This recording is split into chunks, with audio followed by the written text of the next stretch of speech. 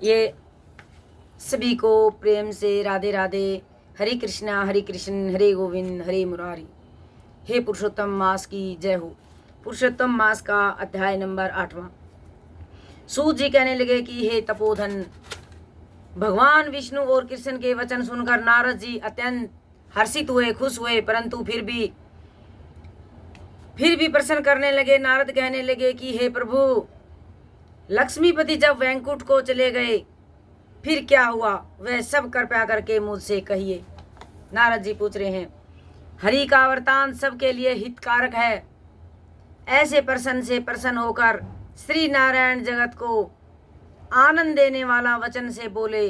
श्री नारायण कहने लगे, हे नारद, जब लक्ष्मीपति वैकुंठ चली गई तो अधिक मास को अपने धाम में अपने पास बुलाया। वहां वैकुंठ में बसकर अधिक मास अत्यंत आनंद करने लगा और भगवान के साथ क्रीड़ा करने लगा। श्री कृष्ण के मन से प्रसन्न होकर इस मास को 12 मासों में श्रेष्ठ कर दिया, सबका प्रिय बना दिया। पहले तो इसको कोई पूछता नहीं था, अच्छा नहीं मानते थे, लेकिन भगवान कृष्ण ने इसको सबसे पावरफुल बना दिया और सब मासों में इसको पहला नंबर दे दिया, जो सबको प्रिय लगेगा। इस प्रकार भगत वत्सल भगवान यदि युधिष्ठिर द्रौपदी को कृपया से देखते हुए अर्जुन से बोले, राज सिंह, दुख में डूबे होने के कारण तुमने तपोवन में आए पुरुषोत्तम का आदर नहीं किया और वृंदावन चंद्र का प्रिय मास आपके वन में रहने से अनजाने से चला गया। भय से दुखित मन वाले भीष्म द्रोण भी नहीं जान पाए। भय के देश से तुमने नहीं जाना। वेद व्यास जी से प्राप्त विद्या आराधना में लगे रहे।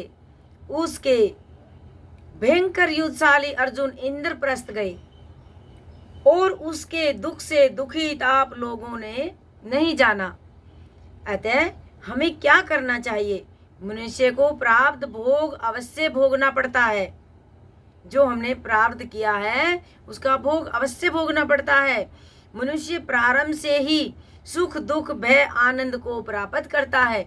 जैसे धूप और छाया आती है वैसे ही इंसान में सुख और दुख सभी आते हैं। अतः सदा भाग्य पर ही भरोसा रखो कि आपके भाग्य में क्या लिखा है। हे महाराज, जब आपके दुख का दूसरा कारण कहता हूँ, इतिहास पूर्वक इस कथा को अच्छी तरह सुनो या श्रवण करो। एक ही बात है। कृष्ण कहने लगे, यह द्रौपदी पूर्व जन्म में महाभाग्यशाली ब्राह्मण की पुत्री थी। कुछ काल व्यतीत होने पर 12 वर्ष की हो गई। द्रौपदी का पिछले जन्म का रहस्य बताया गया है। अपने पिता की एक ही पुत्री थी और बड़ी चतुर गुणवती सुंदर होने के कारण पिता को ये बहुत ही प्यारी थी। वह पड़ोसन सखियों को सुख देखकर पुत्र पौत्र की इच्छा करने लगी और विचारने लगी कि ऐसे मेरे भी अच्छे गुण और भाग्य वाले भ्राता सुख देने वाले श्रेष्ठ पुत्र किस तरह उत्पन्न होंगे। क्योंकि 12 साल की हो गई थी, इतना पता नहीं था, लेकिन जब जैसे जिसको देखती थी वैसा ही मन में भाव बनाने लगी। परंतु प्रारब्ध ने तो पहले ही नाश कर दिया था उसका। क्या करूं? क्या किसी मुनि के पास जाऊं? किसी तीर्थ में जाकर वहां पर रहूं? मेरा भाग्य कैसे सो गया कि कोई भ्राता मेरी इच्छा ही नहीं करता।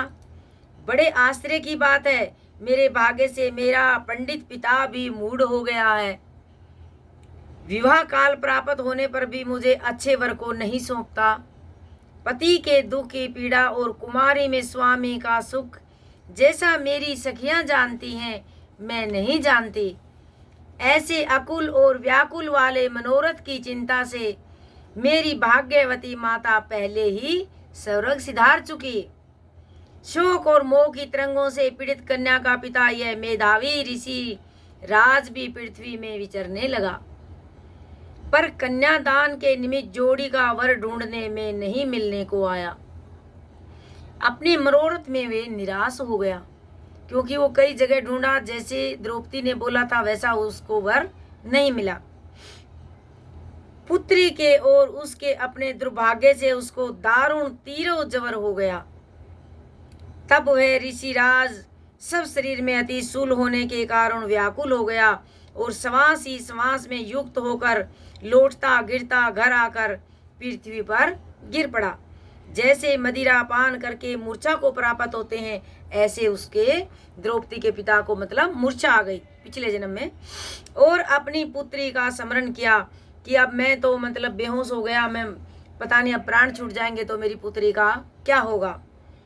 जब तक पुत्री भय से व्याकुल होकर अपने पिता के पास आई, तब वह मरने के सदृश हो गया। देव योग से आकस्मिक कांपता हुआ कन्यादान के प्रसंग से उठे हुए महोत्सव से रहित, पूर्व काल के लिए गृहस्थी धर्मों से रहित होकर संसार की वासना को छोड़कर हरि में मन लगाता वह मेद ऋषिराज भी हरि पुरुषोत्तम को स्मरण करने लगा। श्री हरि हरि शरणम। हे कृष्ण, हे गोविंद, हरे मुरारे, हे राधेश, हे दामोदर, हे दीनानाथ, हे हर्षिकेश्वर, आपको नमस्कार है। आप मेरी इस संसार रूपी समुद्र से रक्षा कीजिए। इस प्रकार मुनि के वचन सुनकर बहुत जल्दी भगवान के पार्षद मरे हुए मुनि के जीवात्मा को लेकर भगवान के बैंकुट धनुष को चले गए। वह पुत्री पिता का मरण सुनकर हाय हाय कर रोती हुई और पिता के देह को गोदी में लेकर विलाप करने लगी। अत्यंत दुखी होकर दारुण विलाप करती हुई मानो उसका पिता जीवित हो, अत्यंत व्याकुल होकर कहने लगी, हाय पिता, मुझको किसके सहारे छोड़कर विष्णु लोक में चले गए। हे तात, अब मैं बिना पिता के कैसे रहूंगी, किसके पास रहूंगी। न मेरे भाई है, न कुटुंब है, न मेरी माँ है, मेरी तपस्विनी माता नहीं है जो मेरे भोजन और वस्त्रों की चिंता करती है। अब इस दशा में मैं भी मर जाऊंगी, जीने से अब क्या फायदा। उसे इस बारंबार रोते विलाप करते हुए सुनकर उस वन के रहने वाले ब्राह्मण सोचने लगे कि अत्यंत करुणा भरे स्वर से इस तपोवन में कौन रोता है, क्यों रोने की आवाज आ रही थी। फिर तपस्वी मेधावी ऋषि की पुत्री का रोना निश्चय करके वहां पहुंचे और वहां पुत्री की गोद में मरे हुए मुनि को देखकर वन में रहने वाले मुनि ऋषि भी रोने लगे कि इतनी सुंदर प्यारी सी कन्या ये वन में क्यों रो रही है।